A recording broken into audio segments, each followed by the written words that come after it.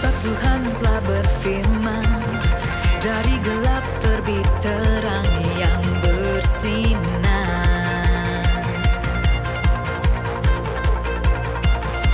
Dia Tuhan yang membuat terangnya bercahaya dalam hatiku.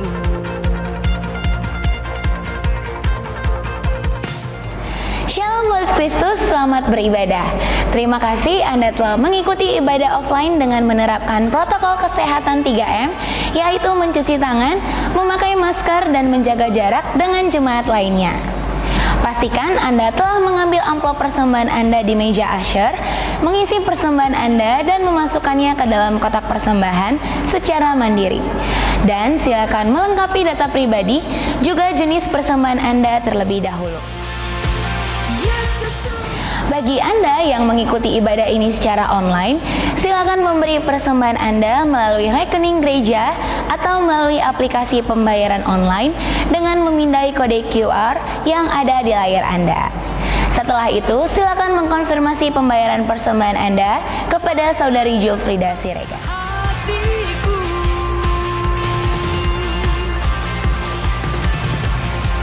Kuasamu yang menjadikan hidupku bersinar terang, bawa kemuliaan-Mu.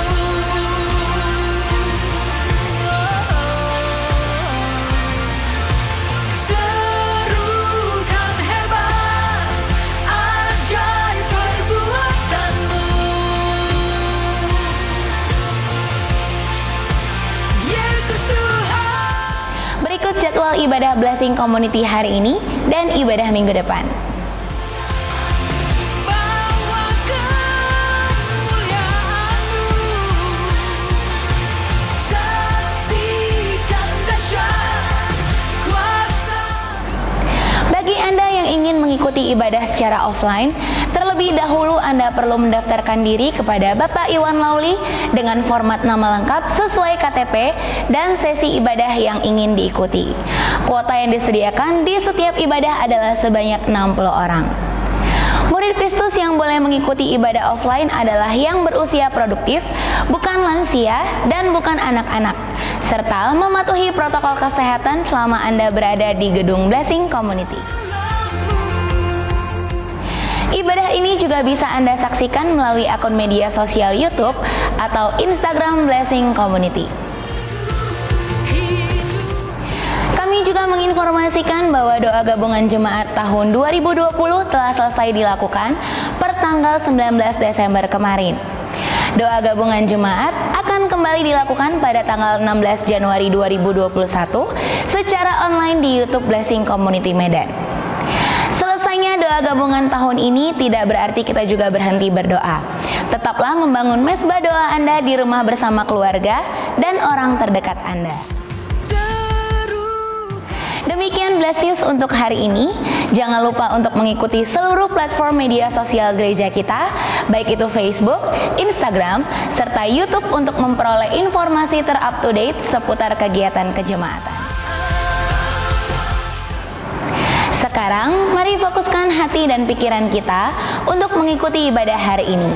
Tuhan Yesus memberkati. Saksikan dahsyat kuasa kemenangan-Mu, Yesus Tuhan.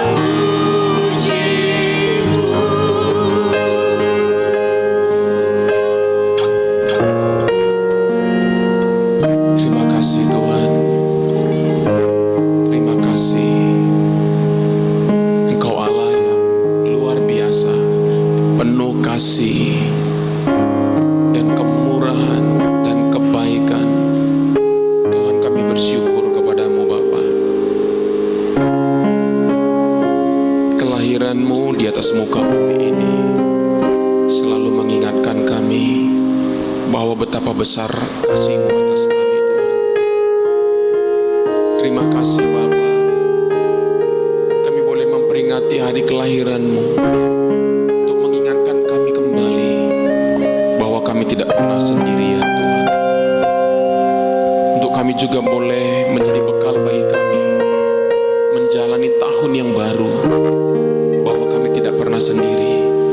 Allah kami pernah hadir di atas muka bumi ini karena kasih-Nya kepada kami, karena cintanya kepada kami.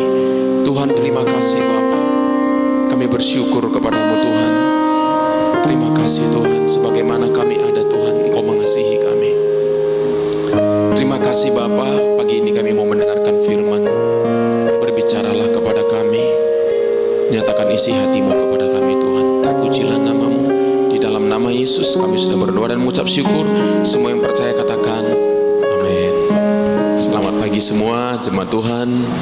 Selamat Natal buat kita semua.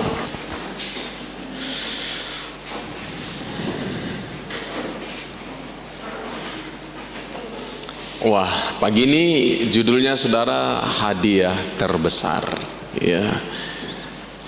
Hadiah terbesar. Saudara, apakah hadiah terbesar yang paling bernilai yang pernah kita terima dalam hidup kita? Semua orang suka hadiah, ya. Ya, kita suka mendapatkan hadiah-hadiah dalam kehidupan kita. Tetapi apakah hadiah terbesar yang paling bernilai yang pernah kita terima dalam hidup kita? Nah, firman Tuhan berkata, mari kita baca sama-sama 1, 2, 3 ya. Karena begitu besar kasih Allah akan dunia ini, sehingga Ia telah mengaruniakan anaknya yang tunggal, supaya setiap orang yang percaya kepadanya tidak binasa, melainkan beroleh hidup yang kekal. Saudaraku, dalam hidup yang sementara kita perlu jaminan kehidupan yang kekal, dan Allah memberi kita jaminan akan kehidupan yang kekal. Karena begitu besar kasih Allah akan dunia ini, sehingga Ia menghadiahkan kepada kita. Kalau bahasa ininya ya, menghadiahkan kepada kita, ya, mengaruniakan kepada kita anaknya yang tunggal, supaya setiap orang yang percaya kepadanya di dalam kehidupan yang sementara ini nanti tidak binasa, tetapi beroleh hidup yang kekal. Hadiah terbesar adalah pribadi Allah di dalam Yesus Kristus yang diberikannya untuk manusia. Bayangkan saudara, hadiah terbesar itu adalah pribadi Allah. Siapa? Allah sendiri. Wow.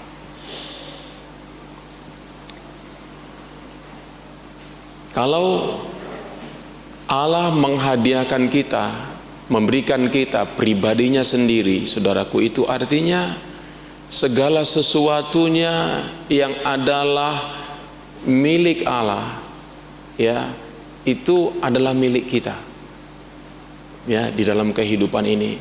Nah, kita perlu saudara menerima semuanya, segala sesuatu yang Allah miliki dan yang kita butuhkan dalam hidup kita.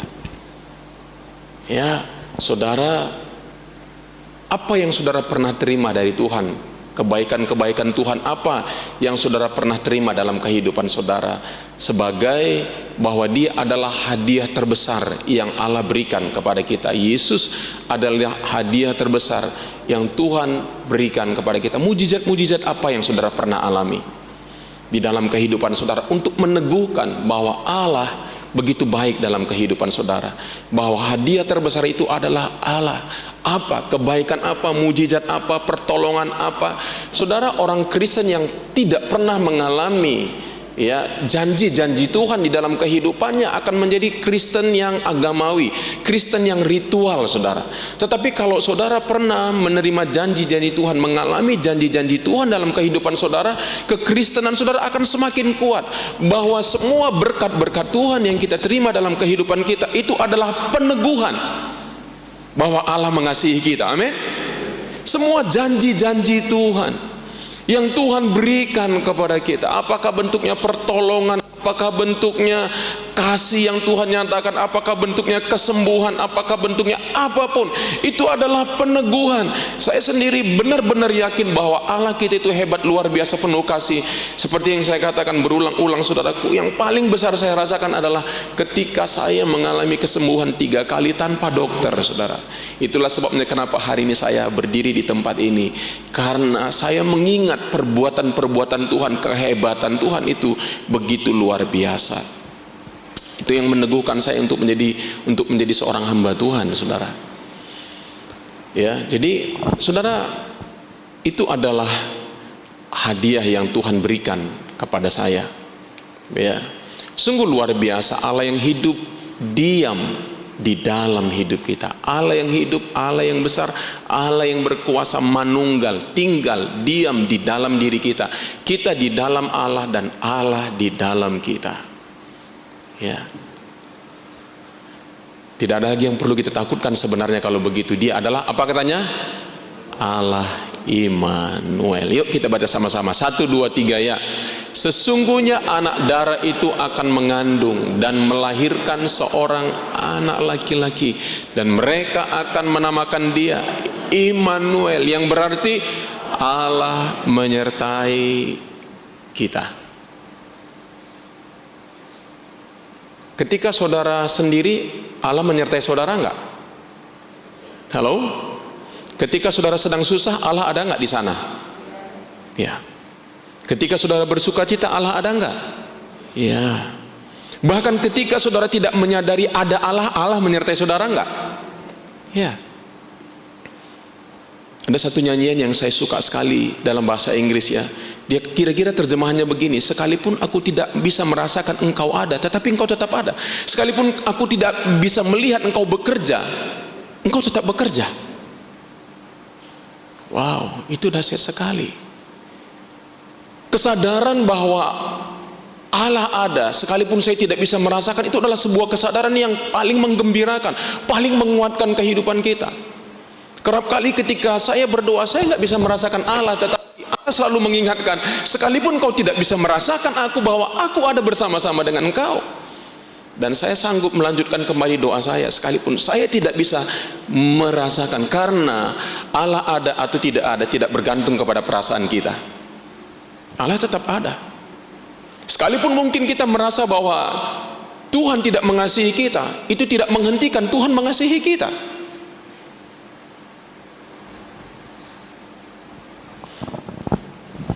Dikatakan bahwa Allah menyertai kita. Allah sang pencipta ada di tengah-tengah umatnya, beserta dengan umatnya, diam di tengah umatnya. Mari kita baca sama-sama. 1, 2, 3 ya. Kemuliaan bagi Allah di tempat yang maha tinggi, dan damai sejahtera di bumi di antara manusia yang berkenan kepadanya. Wow. Dikatakan kemuliaan bagi Allah di tempat yang maha tinggi, dan damai sejahtera di bumi. Apakah yang salah satu yang terbesar yang kita inginkan dalam kehidupan kita adalah damai sejahtera? Apakah engkau mengalami badai dalam kehidupanmu? Mungkin kita mengalami badai dalam kehidupan kita. Tapi kalau kita memiliki damai sejahtera dalam hidup kita, kita bisa memiliki damai di tengah-tengah badai hidup. Bukankah itu sesuatu yang luar biasa?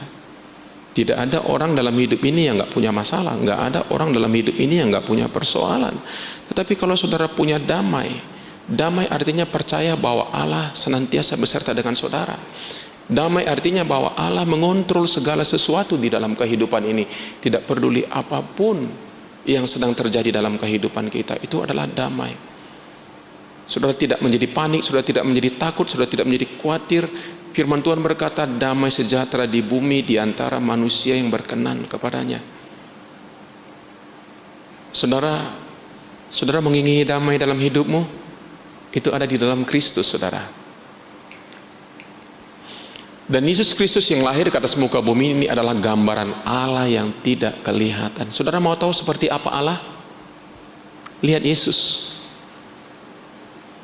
Bisa bayangkan saudara, kita tidak meraba-raba tentang Allah itu seperti apa. Begitu banyak orang menyembah Allah yang fiktif, yang saudaraku memang kita nggak bisa melihat Allah, dan bahkan Yesus pun kita belum pernah lihat saudaraku. Tetapi Yesus pernah hidup di atas muka bumi ini, dan kalau Allah hidup di atas muka bumi ini, seperti apakah kira-kira kalau Allah hidup di atas muka bumi ini? Baca kitab Injil. Seperti itulah Yesus dalam menghadapi segala sesuatu, dalam menghadapi orang-orang yang membenci dia, dalam menghadapi tantangan, dalam menghadapi penolakan, dalam menghadapi ketika ditinggalkan oleh orang-orang yang dikasihnya, dalam menghadapi segala sesuatu. Kalau kita mau tahu seandainya Allah hidup di atas dunia ini, bagaimanakah dia berespon terhadap setiap persoalan pergumulan hidup? Baca seluruh kitab Injil, di sana dijelaskan bagaimanakah Allah seandainya Allah hidup di atas muka bumi ini. Jadi kita mendapatkan pelajaran, kita mendapatkan gambaran, kita mendapatkan kira-kira seperti apakah Allah itu. Dia bukan Allah yang fiktif, yang hanya rekaan, tetapi Alkitab menjelaskan dengan terang benderang bahwa seperti inilah Allah ketika Allah hidup di atas muka bumi ini. Kolose 1 ayat 15, mari kita baca sama-sama 1, 2, 3 ya. Ia adalah gambar Allah yang tidak kelihatan. Yesus Kristus adalah gambar Allah yang tidak kelihatan. Allah tidak kelihatan, betul? Saudara mau tahu seperti apa dia? Yesus adalah gambar Allah yang tidak kelihatan. Saudara,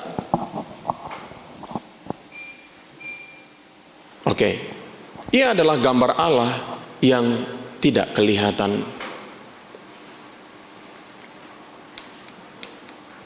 Allah Immanuel itu menjelaskan dirinya. Ya. Mari kita baca Yohanes 1 ayat 14. Ya, seperti apakah Allah Immanuel itu? Bagaimana dia mendeskripsikan dirinya? Mari kita baca sama-sama 1, 2, 3 ya. Firman itu 1, 2, 3 ya. Belum? Oh, Yohanes 1 ayat 14. Di sini belum? Nggak bisa? Oke.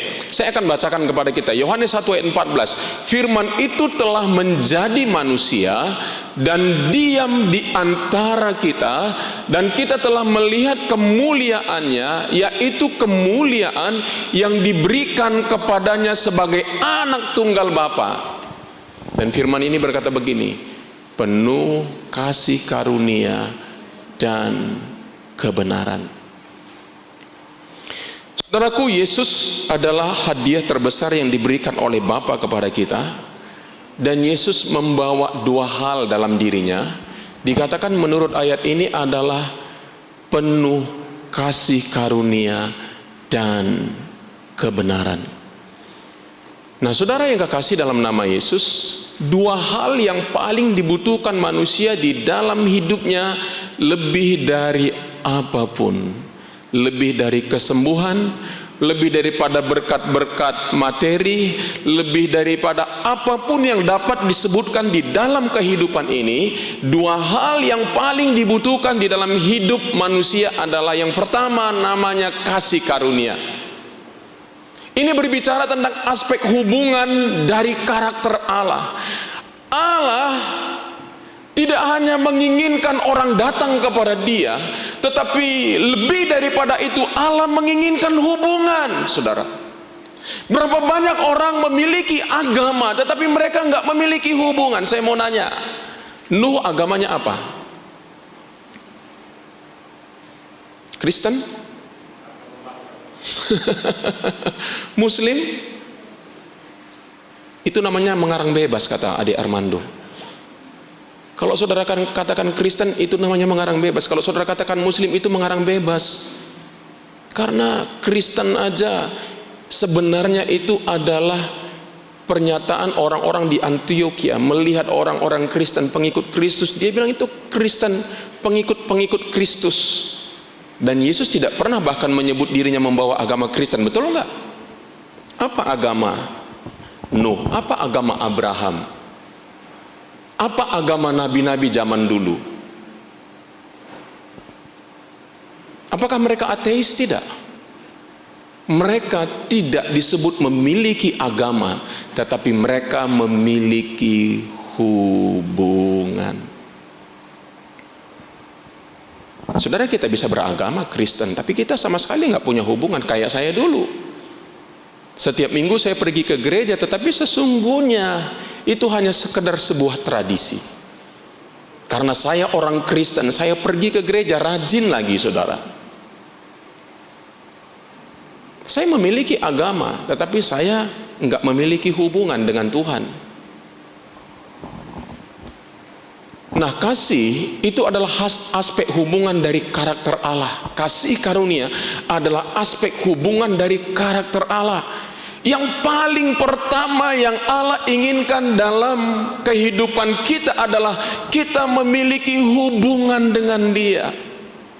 Kita memiliki persekutuan dengan Dia. Itulah yang paling pertama, dan jangan lupa bahwa itu jugalah yang paling kita perlukan dalam hidup ini. Coba kalau saudara hidup sendiri, orang-orang yang menurut survei, orang-orang yang hidup di dalam komunitas, ya, katanya hidupnya lebih lama, ya, lebih sehat. Orang-orang yang hidupnya ada di dalam komunitas, hidupnya itu lebih sehat. Makanya sobat saudara lihat, manusia kalau dia tidak punya siapa-siapa pun dia akan pelihara binatang biasanya, betul nggak? Kenapa? Karena manusia itu memerlukan kasih, dan bukan hanya memerlukan kasih, tetapi juga saudaraku rindu memberikan kasih. Makanya keluarga kalau saling menyakiti itu nggak enak, nggak asik, saudara. Rumah tangga yang saling menyakiti itu nggak asik, nggak sehat itu rumah tangga yang selalu saling menyakiti, saling ini, nggak sehat itu rumah tangga, saudara.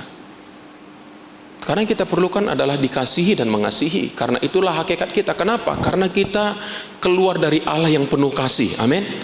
Pencipta kita siapa? Allah. Allah itu adalah kasih. Bahkan kalau kita sakit, saudaraku, kalau ada orang yang cukup mengasihi kita, kita bisa sembuh tanpa dokter pun bisa sembuh loh, saudara. Ada orang yang peduli kepada kita, yang mengasihi kita, yang merawat kita, yang menyentuh kita. Saya lupa di zaman siapa pada waktu itu, saudaraku, ya, bayi-bayi itu, saudaraku, kok nggak salah di zaman Hitler, saudaraku, bayi-bayi dibilang jangan disentuh, ya. Lalu saudaraku, anak-anak bayi itu, saudaraku, dibiarkan demikian. Saya lupa oleh dalam kerajaan siapa, saudaraku, atau pemerintahan siapa. Dia berkata kira-kira bahasa apa yang akan muncul dalam diri mereka. Sebelum bayi-bayi itu bisa ngomong, saudaraku, bayinya udah mati duluan. Kenapa? Memang bayinya kalau lapar nangis dikasih makan, kalau pipis diganti popoknya, saudaraku. Tetapi nggak sehat, akhirnya banyak bayi yang mati, saudara. Nah, aspek yang terbesar yang kita perlukan dalam kehidupan kita ini adalah aspek hubungan dengan Allah. Itulah sebabnya kenapa kita, saudaraku, berdoa itu sebenarnya bukan sebuah keharusan, tetapi, saudaraku, sesuatu yang dibutuhkan oleh hidup kita. Beda ya. Sebuah keharusan sama yang dibutuhkan, beda nggak? Saudara, pertanyaan begini, saudara makan harus atau perlu? Atau butuh? Butuh. Itu adalah kebutuhan, sama seperti itu hubungan kita dengan Allah. Bukan hanya Allah yang merindukan hubungan dengan kita, tetapi kita pun memerlukan, membutuhkan persekutuan dengan Allah. Saudara, seorang neurolog bernama Caroline Leaf berkata, ada hubungannya penyembahan kita dengan ketentraman hidup kita. Wow. Ada hubungannya doa-doa kita dengan kesehatan jiwa kita. Jadi memang kita nggak bisa dilepaskan, saudaraku, dari persekutuan dengan Allah itu. Aspek relasional, saudaraku, aspek hubungan dengan Allah itu sangat kita perlukan dalam hidup kita. Saudara, kalau kita mengerti ini, kita akan semakin rindu membaca Alkitab. Kita akan semakin rindu bersekutu dengan Tuhan di dalam kehidupan kita. Kasih karunia. Yuk baca sama-sama. Apa itu kasih karunia? 1, 2, 3 ya.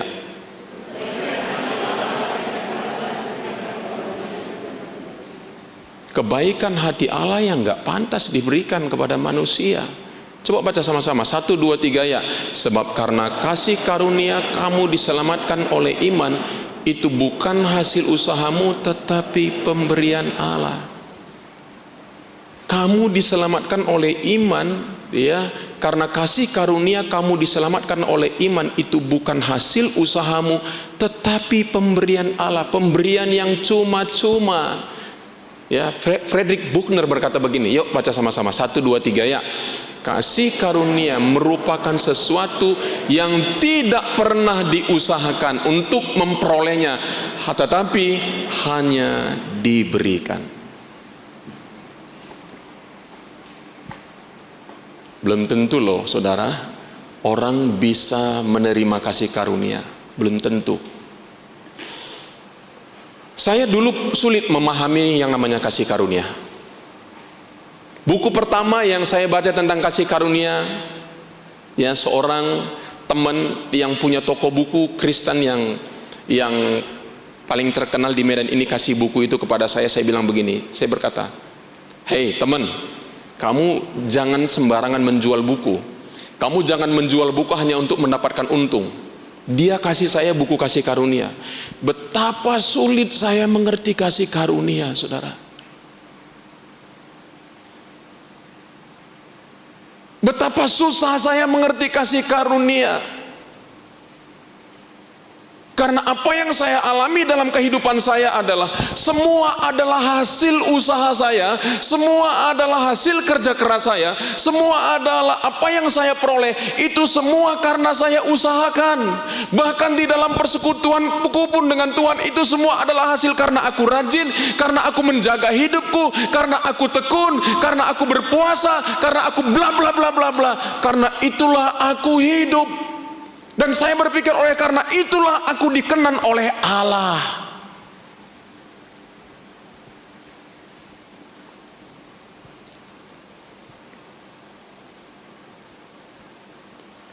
Dan kalau ini kasih karunia, coba kamu kemari. Ini adalah kasih karunia. Ini adalah usaha saya datang kepada Tuhan.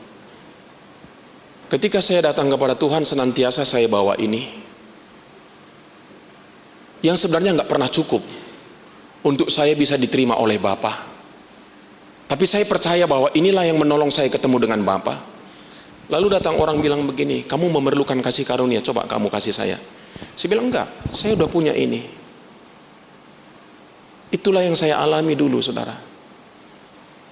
Saya berpikir semua usaha saya, semua kerja keras saya, semua kemampuan saya, semua disiplin diri saya, semua apa yang saya punyai, itulah yang membuat Bapak berkenan kepada saya. Saya menyebut Yesus ya, tetapi saya datang dengan usaha saya. Saya tidak berkata itu tidak baik, tetapi saya mau beritahu itu bukan dasar saya diterima oleh Allah.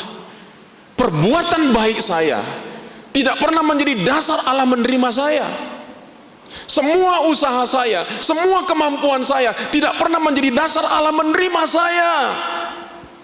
Kalau memang itu bisa, kasih karunia ini nggak perlu.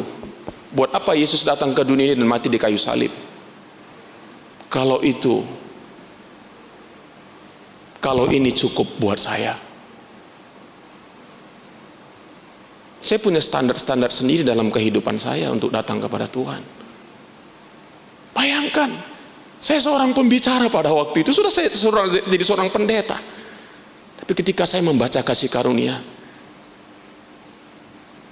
saya tutup itu buku, saudara.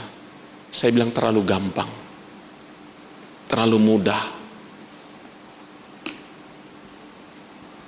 Saya nggak mengerti yang namanya kasih karunia secara penuh.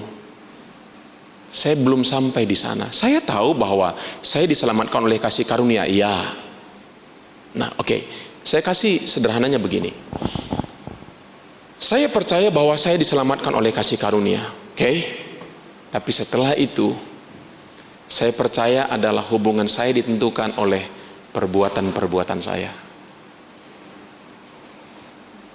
Saya percaya, Efesus 2 ayat 8. Kamu diselamatkan kasih karunia, oleh karena kasih karunia kamu diselamatkan oleh iman. Saya percaya bahwa bukan karena perbuatan baikku aku diselamatkan Tuhan, tetapi dalam hubunganku selanjutnya saya tidak mempergunakan kasih karunia itu. Saya bilang, oke Tuhan, terima kasih oleh kasih karunia aku diselamatkan.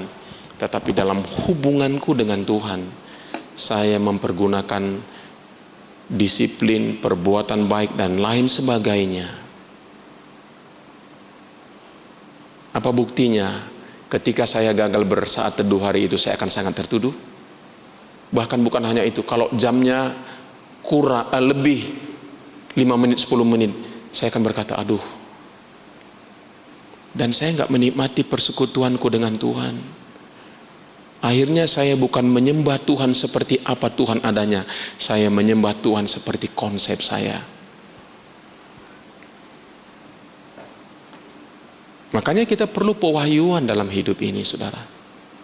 Berapa banyak kita menyembah Tuhan seperti konsepnya kita, bukan seperti Tuhan apa adanya, tetapi menyembah Tuhan seperti konsep kita sendiri. Kita membuat gambaran Tuhan menurut pengalaman-pengalaman kita. Kita membuat gambaran Tuhan menurut pemikiran kita. Kita membuat gambaran seperti apa kata orang lain. Itulah sebabnya Ayub berkata, dulu aku mengenal engkau dari apa kata orang, tetapi hari ini mataku sendiri memandang engkau. Jemaat yang kekasih, itulah sebabnya saudara jangan hanya mendengar, tetapi saudara juga boleh memiliki pengalaman pribadi dengan Tuhan yang sesuai dengan kebenaran. Amin, saudara. Oke, thank you, Felix.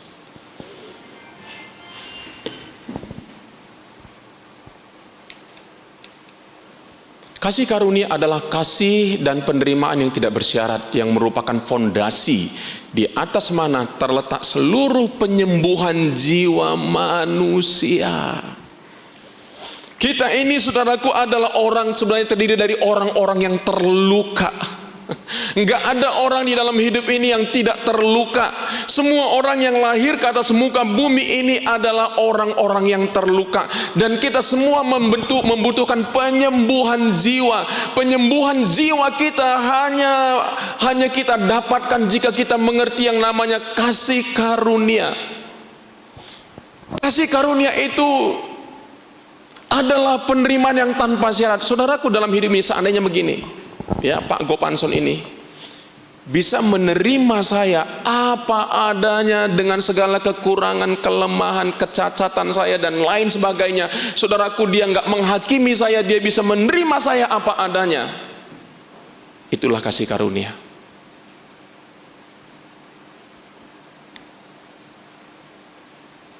Itu yang akan bisa menyembuhkan jiwa kita. Itulah yang akan bisa mengubah hidup kita. Kerap kali dalam kehidupan kita dengan anak-anak kita, maksud kita sih baik. Kita tidak inginkan anak-anak kita hidupnya sembarangan, betul nggak? Kita nggak inginkan anak-anak kita menjalani kehidupan yang tidak baik. Kerap kali kita lebih menekankan apa? Kebenaran, kebenaran, kebenaran, kebenaran, kebenaran. Kita jadi polisi kebenaran, saudara. Nanti kita akan lihat dengan seimbang. Saya tidak meremehkan kebenaran loh, saudara. Enggak. Yang saya tidak pernah bermaksudkan menceritakan ini bahwa kebenaran itu tidak perlu, bukan. Satu kali ada seorang yang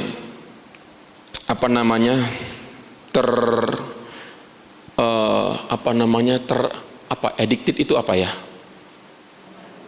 Kecanduan alkohol, saudara. Wah, kecanduan alkohol, saudaraku. Wah, tiada hari tanpa alkohol, saudara. Dan dia tahu, saudaraku, ini akan merusak hidupnya. Dia tahu itu akan merusak hidupnya, saudara. Lalu dia dilayani di gereja. Lalu waktu dia duduk di gereja, teman-temannya baik sama dia, baik menerima dia. Tetapi teman-temannya selalu bilang begini, maunya kamu berubah, jangan lakukan itu lagi. Saudaraku, dia dituntut untuk berubah. Saya mau nanya kepada saudara, dia sebenarnya kepengen berubah nggak? Halo? Dia kepengen berubah. Sudah tahu apa yang terjadi? Orang ini nggak berubah-berubah. Tapi satu kali dia pergi kepada pertemuan yang didirikan juga oleh orang Kristen, orang percaya, Alcoholics Anonymous. Di sana semua orang nggak pernah meminta dia untuk berubah. Yang ada di sana apa? Kebanyakan pengakuan-pengakuan dosa. Dia merasa sama seperti orang-orang yang lain.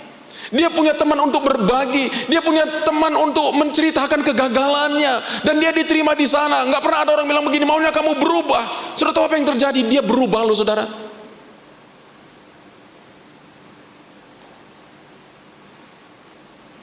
Karena semuanya mantan, saudara. Yang ada di situ adalah mantan. Saya mau nanya, kita mantan juga nggak sebenarnya? Mantan juga.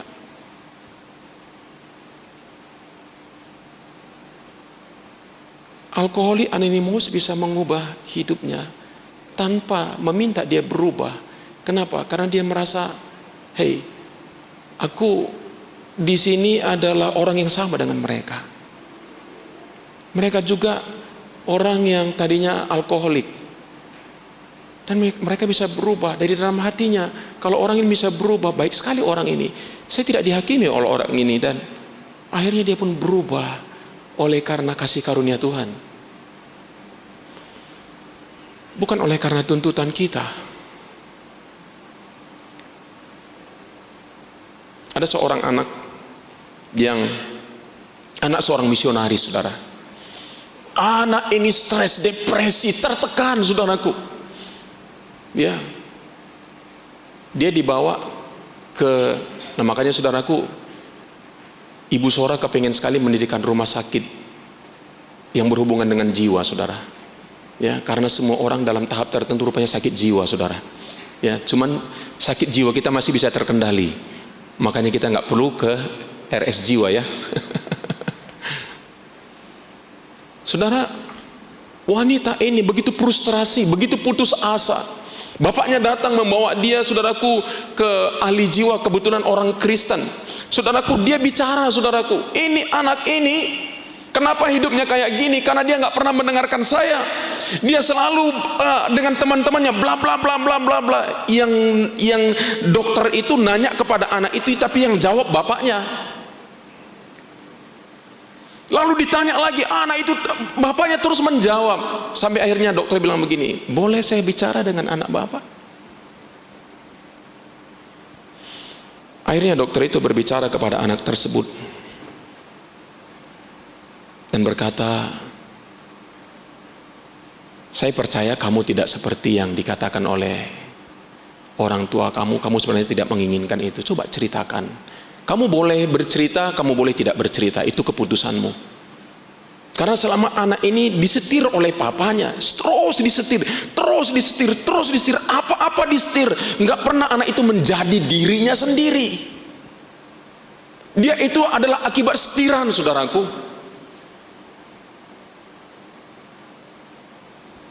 Berapa banyak kita sampai hari ini masih terus nyetir, saudara, mengontrol dan mendrive. Tidak pernah, maksud kita baik. Saya percaya tidak ada orang tua yang maksudnya jahat. Tapi ternyata maksud yang baik saja nggak cukup kalau caranya nggak benar. Saudara, akhirnya anak ini cerita kepada dia. Sambil berurai air mata, dia cerita sebenarnya dia tidak menginginkan itu. Tapi apa? Dia kepahitan dengan cara papanya. Akhirnya yang dia lakukan justru yang menyakiti hati papanya. Kenapa? Dia kecewa. Dia tidak diperlakukan dan diterima sebagaimana dia adanya. Kasih karunia menerima kita sebagaimana kita adanya. itu yang sulit kita mengerti di dalam kehidupan kita.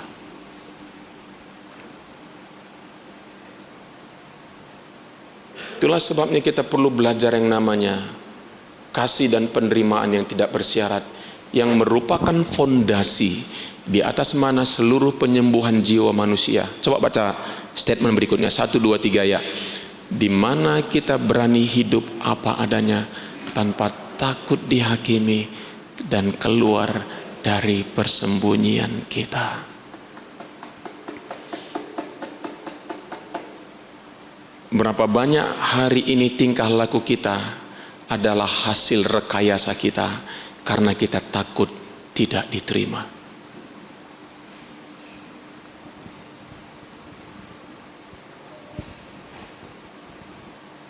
Justru kekristenan jadi menegangkan. Kekristenan tidak tampil apa adanya. Karena kita akan berkata, Kristen kok kayak gitu? Kekristenan adalah berani tampil apa adanya. Dari sanalah perubahan hidup akan dimulai. Kekristenan tidak bisa dimulai dengan memakai topeng. Kekristenan harus dimulai dengan apa? Membuka topeng kita dan berani hidup apa adanya. Dan Yesus yang tahu segala sesuatu. Yesus sangat suka dengan orang-orang yang tidak pakai topeng dalam hidupnya. Kita perlu keluar dari itu. Kita perlu, kadang-kadang kita perlu, bukan disengaja, tapi memang itu. Kadang-kadang kita perlu kelihatan buruk, saudara. Maaf ini kalau saya katakan begitu, nanti saudara bilang, wow, kalau gitu kita buruk semua nih. Enggak. Artinya, kalau memang saudara sedang buruk, it's okay. Allah menerimamu, Allah mencintaimu. Kenapa kita takut kelihatan buruk? Karena kita takut ditolak, betul enggak? Salah satu yang paling ditakuti oleh manusia apa? Takut ditolak. Takut tidak diterima. Kasih karunia memberikan rasa aman dalam perjalanan hidup kita, yang kadang-kadang kita apa katanya? Bisa gagal atau bahkan banyak gagal.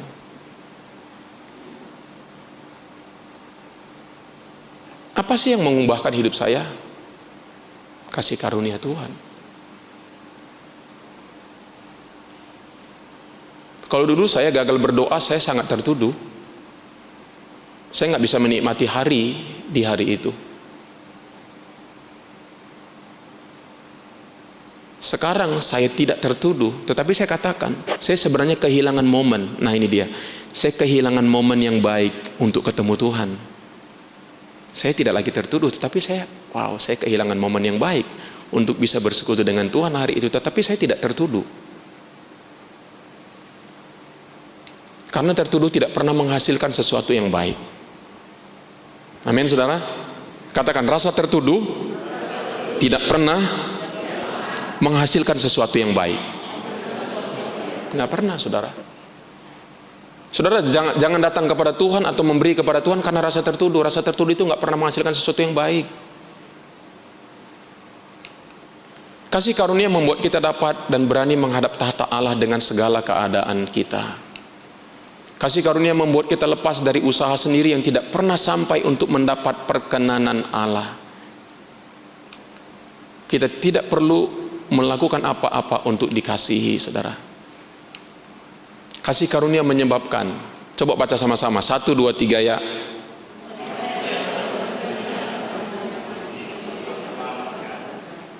Wanita yang kedapatan berzina dan harus dihukum mati apa? Diselamatkan. Kasih karunia menyebabkan apa? Zakheus si memungut cukai berani mendekat. Kasih karunia apa? Paulus seorang pembunuh orang percaya menjadi rasul dan menulis 2/3 perjanjian baru. Kasih karunia menyebabkan apa? Petrus kembali pulih dari rasa malu, rasa tertuduh, dan rasa bersalah akibat menyangkal Yesus. Kasih karunia menyebabkan itu, kembali pulih menjadi rasul, dan akhirnya dia mati dengan kepala ke bawah, kaki ke atas.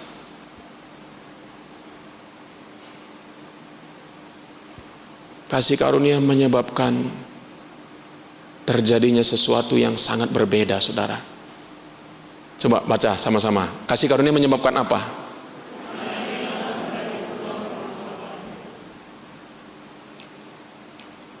Ini menarik. Yuk baca sama-sama. 1, 2, 3 ya.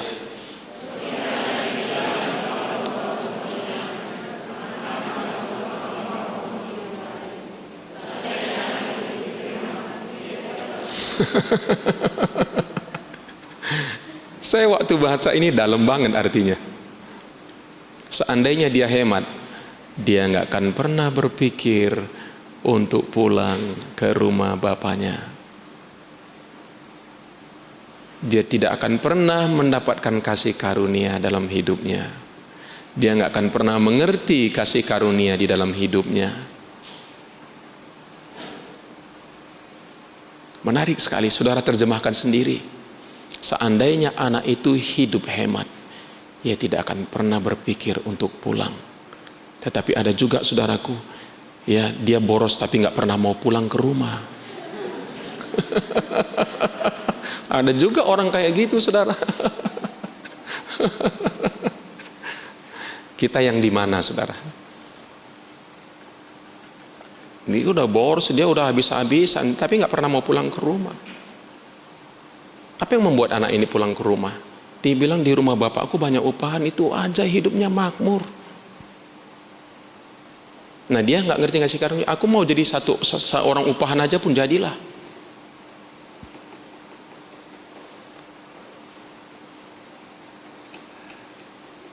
Oke.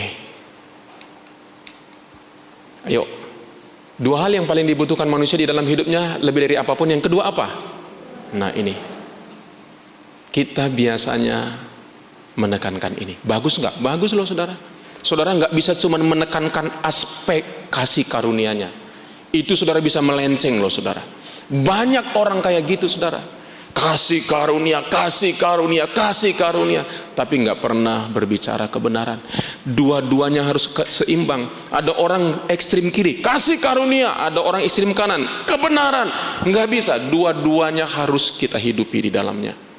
Kalau saudara selama ini adalah orang yang sangat ekstrim dengan kebenaran, saudara perlu belajar kasih karunia. Kalau saudara selama ini adalah orang yang ekstrim kasih karunia, saudara perlu belajar kebenaran. Ketika dua-duanya seimbang, hidup kita sehat, amin, barulah kita bisa tumbuh, saudara. Akhirnya kita menyediakan lingkungan di mana orang bisa tumbuh di dalamnya.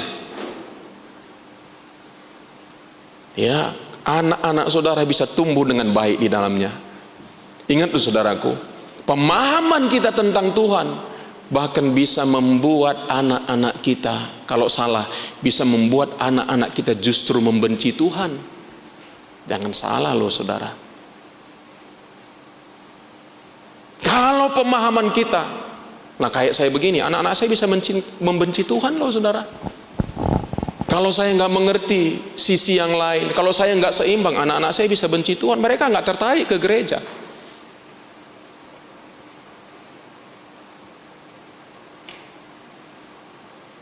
Makanya kenapa banyak, maaf ini, anak-anak pendeta jahat. Banyak loh, saudara. Nggak suka, saudaraku. Nah, tapi saya bersyukur karena anugerah Tuhan, anak-anak saya bertumbuh. Ya, bahkan di sana, di Sydney, mereka hadir di sebuah gereja Indonesia, bilang begini, dia berkata kepada pendetanya, Om ini khotbahnya kok gimana ya? Kok papaku nggak kayak gitu loh. Nah, ini saudaraku apa? Aspek struktural dari karakter Allah. Kebenaran itu apa, saudara? Kebenaran adalah, ayo baca sama-sama. 1, 2 ya. Ya.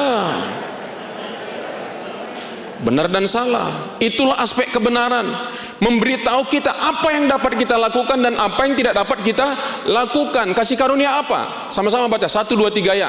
Tempat kerangka hidup bergantung, dasar kita berpijak. Kebenaran itu apa? Menunjuk arah yang tepat, bimbingan dan tuntunan hidup.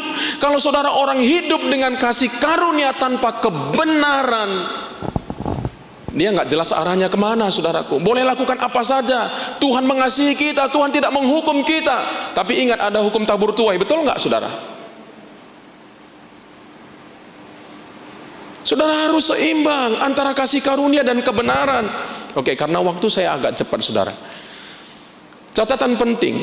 Ayo baca sama-sama. Kasih karunia tanpa kebenaran. Apa katanya? Suka-suka, gampangan. Inilah orang yang kasih karunia tanpa kebenaran. Hidupnya tanpa arah, suka-suka, gampangan, apa saja boleh. Yang berikutnya 1, 2, 3 ya. Tidak akan pernah bertumbuh dan tidak pernah menang atas pergumulan hidup. Sisi ekstrimnya, ada orang yang saudaraku hidup sebagai gay tetapi tetap berkata aku mengasihi Tuhan. Tapi dia gay saudara. Orang yang hidup dengan kasih karunia tanpa kebenaran jadi aneh saudara.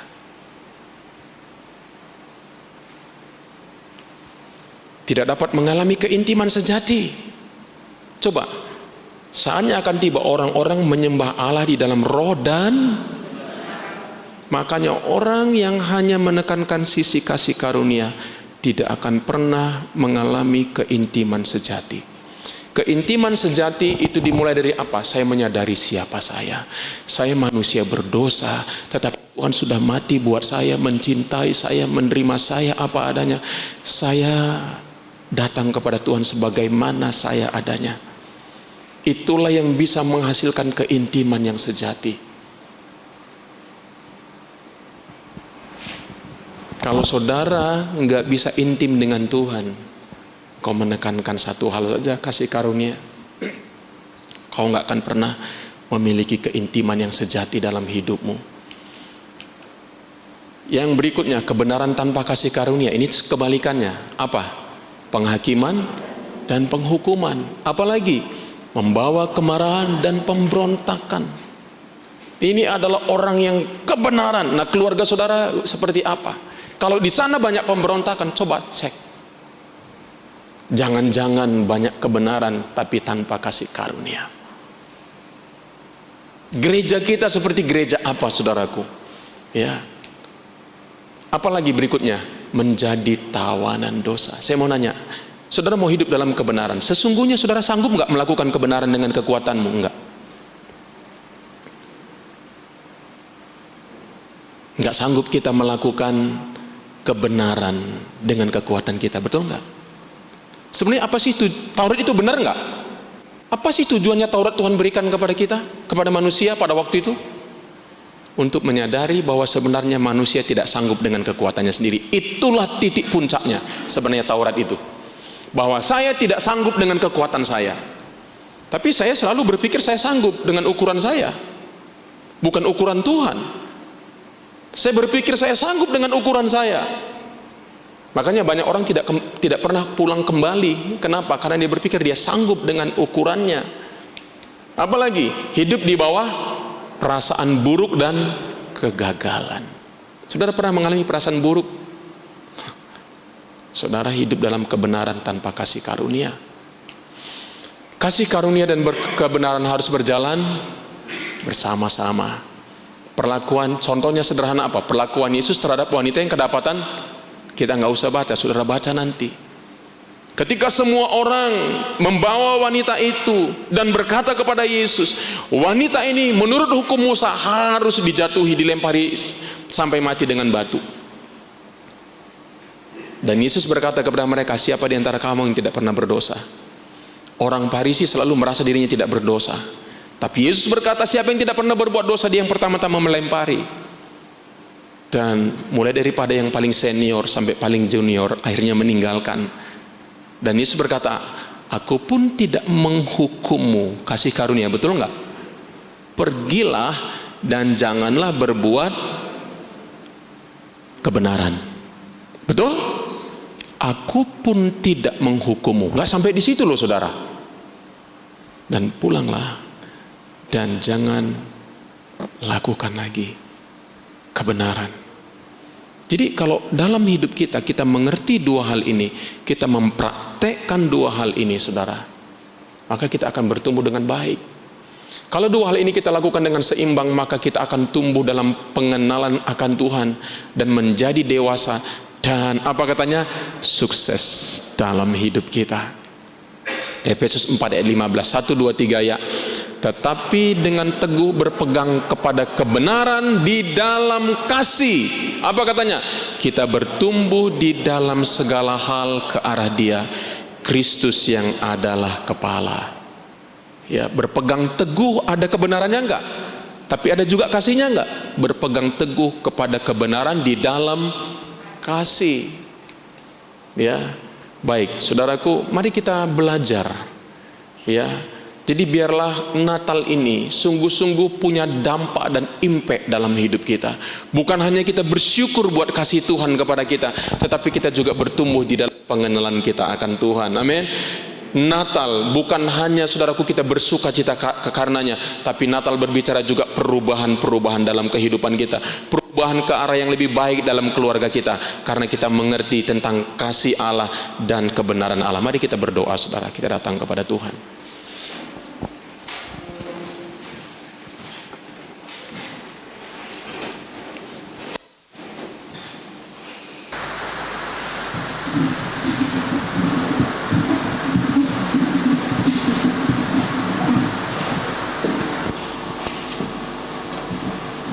Bapa di surga, terima kasih Tuhan. Firman-Mu berkata bahwa Engkau datang penuh dengan kasih karunia dan kebenaran.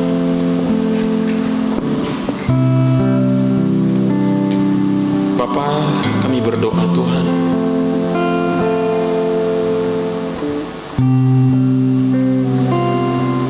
sungguh Tuhan,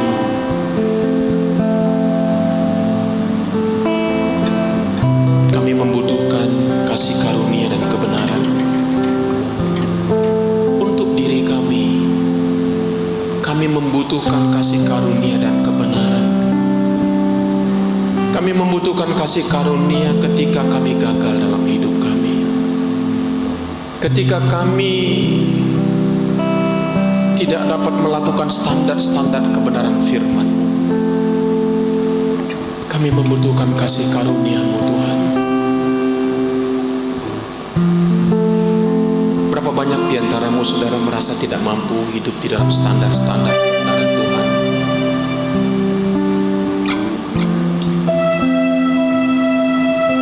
Pulanglah ke rumah seperti anak yang hilang. Temukan kasih karunia. Engkau sudah berusaha melakukan segala sesuatu dengan kekuatanmu. Ya, engkau ingin menyenangkan hati Tuhan. Engkau ingin melakukan yang terbaik buat Tuhan. Engkau tahu engkau harus berubah, tetapi engkau gagal berubah. Engkau ingin melakukan yang terbaik, tetapi engkau gagal juga. Bahkan mungkin engkau ada di dalam lingkaran keputusasaan dengan hidup.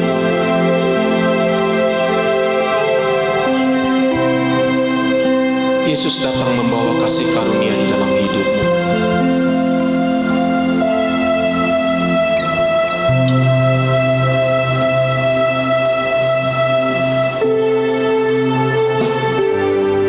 Allah mengasihi kita semua tanpa syarat.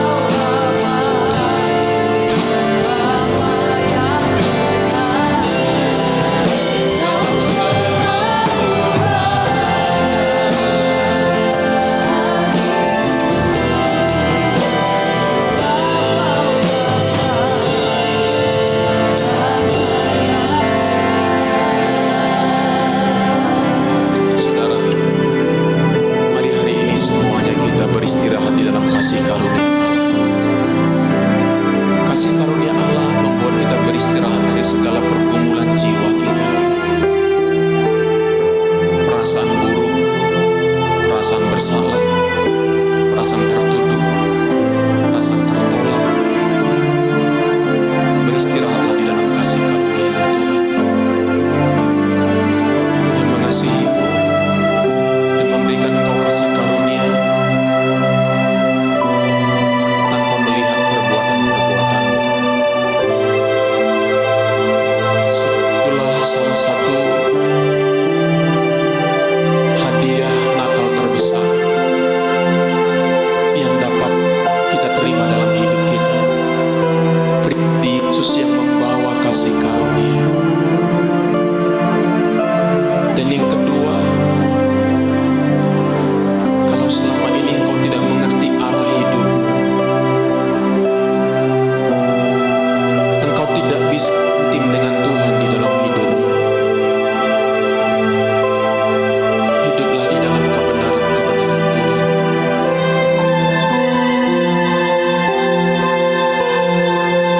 Engkau tidak mengerti tujuan hidupmu, kemana engkau harus melangkah, apa yang harus engkau lakukan. Hiduplah dalam kebenaran Tuhan, sehingga engkau akan memiliki kehidupan yang memiliki tujuan, sehingga engkau kuat di dalam Tuhan, teguh di dalam Tuhan. Engkau tidak akan menyimpang ke kanan dan ke kiri, sebab engkau hidup di dalam kebenaran Tuhan.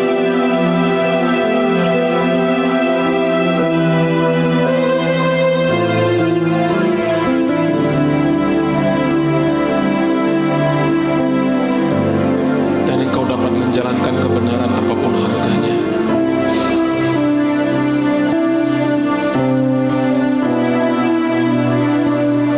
Terima kasih Bapa Surgawi. Terima kasih Tuhan. Terima itu dalam hidup, kasih karunia dan kebenaran. Praktekkan di dalam hidupmu, praktekkan di dalam keluargamu, praktekkan di dalam komunitasmu, praktekkan di dalam pemuridanmu. Maka niscaya kita akan bertumbuh bersama-sama menjadi serupa dengan Kristus di dalam kehidupan kita. Kita pasti dimampukan untuk menghadapi pergumulan-pergumulan kehidupan kita, dan kita akan menjadi pemenang dalam kehidupan kita. Itulah hadiah Natal terbesar yang Allah berikan kepada kita, kasih karunia dan kebenaran. Hiduplah di dalamnya, terimalah, jadikan itu menjadi bahagian kehidupan kita semuanya. Terima kasih Bapa Surgawi, kami bersyukur kepada-Mu Bapa. Terima kasih Tuhan.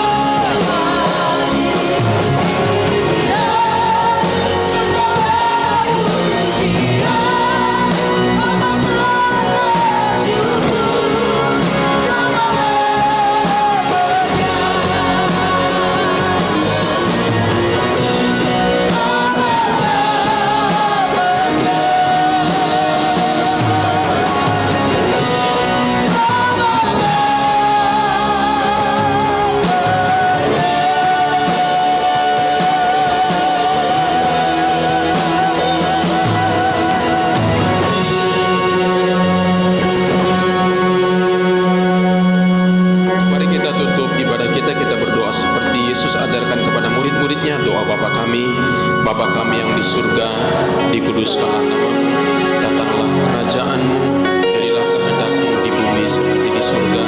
Berikanlah kami pada hari ini makanan kami yang secukupnya, dan ampunilah kami akan kesalahan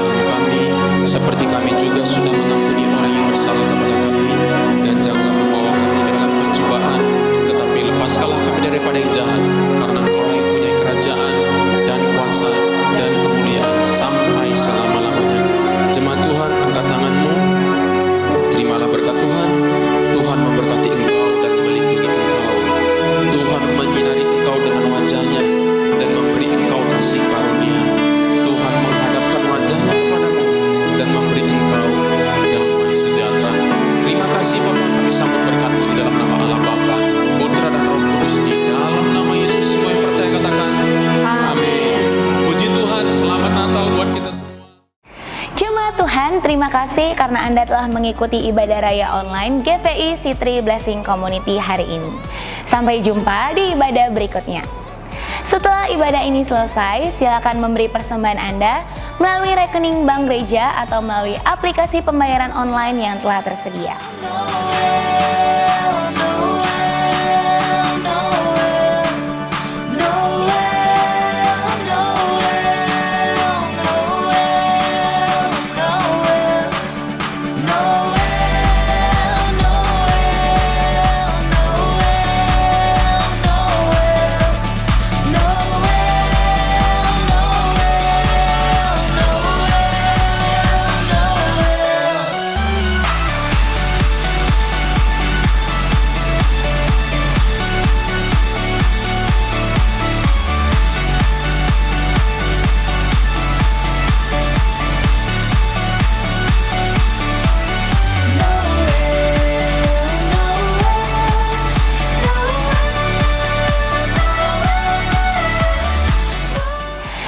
Subscribe YouTube channel ini dan follow media sosial GVI Citri Blessing Community. Tuhan Yesus memberkati.